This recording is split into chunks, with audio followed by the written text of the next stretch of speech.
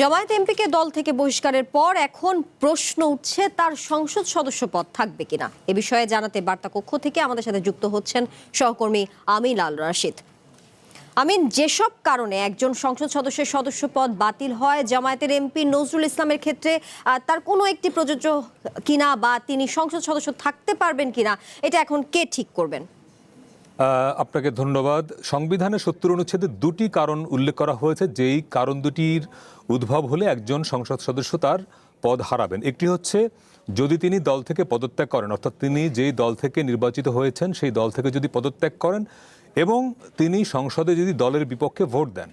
সংসদে দলের বিপক্ষে ভোট বলতে কি বোঝায় সেটি একটা অন্য তর্ক, কিন্তু নজরুল ইসলামের ক্ষেত্রে যেই ঘটনাটি ঘটেছে, তিনি পদত্যাগ করেননি, তিনি বহিষ্কৃত হয়েছেন দল থেকে।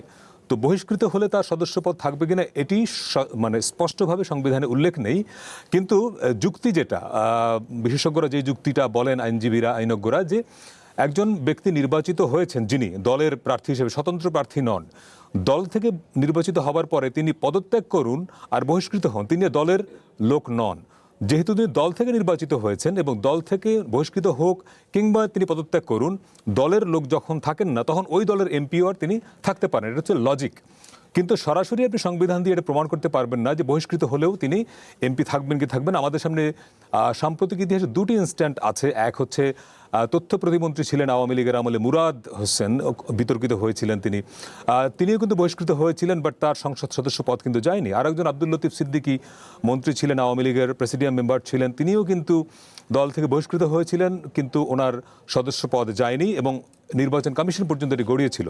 এখন আমাদের সংবিধানের বাইরে আরেকটি ডকুমেন্ট আমাদের হাতে আছে, সংসদ পরিচালিত হয় যে ডকুমেন্ট দ্বারা কার্যপ্রণালী বিধি।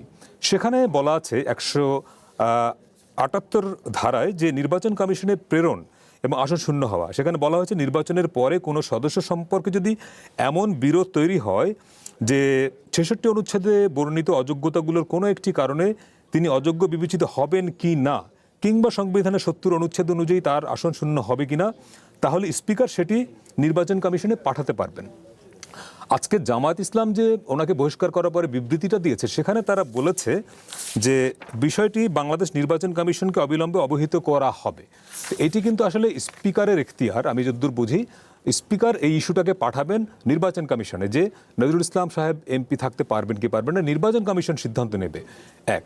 দ্বিতীয় হলো দলের প্রার্থী হয়ে মনোনীত নির্বাচিত হবার পরে যেহেতু উনি এখন আর দলের সদস্য নন, ফলে এই যুক্তিতে এরই মধ্যে আমরা চিফ হুইপের বক্তব্য শুনেছি, নুরুল ইসলাম মনি, তিনিও গণমাধ্যমকে সাক্ষাৎকারে বলেছেন তিনি বহিষ্কৃত হওয়ার পরে এখন আর এমপি থাকতে পারেন না। আর একটা বিষয় আমি একটু অ্যাড করি, আপনার ৬৬ অনুচ্ছেদে সংবিধানে বলা হয়েছে যে কেউ যদি নৈতিক স্খলনজনিত ফৌজদারি অপরাধে দোষী সাব্যস্ত হয়ে কমপক্ষে ২ বছর কারাদণ্ডে দণ্ডিত হন এবং তার মুক্তি লাভের পর ৫ বছর অতিবাহিত না হয়, তাহলে তিনি এমপি থাকতে পারবেন না। নজরুল ইসলামের ব্যাপারে নৈতিক স্খলনের অভিযোগ এসছে, কিন্তু আপনি দেখেন ওনার বিরুদ্ধে কোনো মামলা হয়নি কিংবা উনি কিন্তু এখন পর্যন্ত দণ্ডিত হননি।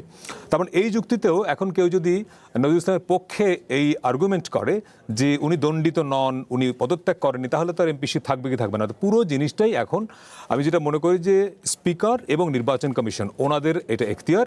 স্পিকার যদি মনে করেন যে এটি ইলেকশন কমিশনকে পাঠাবেন, কমিশন এটাকে পরীক্ষা নিরীক্ষা করে স্পিকারকে জানাবেন।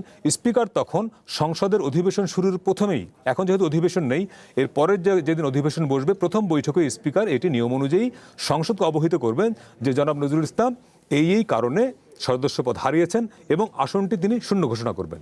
এটা হচ্ছে প্রসেস, অর্থাৎ পুরো বিষয়টি এখন নির্বাচন কমিশন এবং সংসদ তথা স্পিকারের উপরে নির্ভর করছে, এটি আমার মনে হয়।